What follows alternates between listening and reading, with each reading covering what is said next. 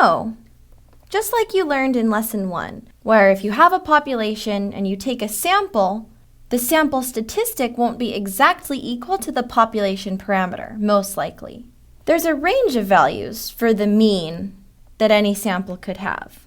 So same with this. If we had some kind of intervention on the population, so in this case the Bieber tweeter, and everyone started using that, then our best guess is that the mean would be about 40, but it could be anything around 40.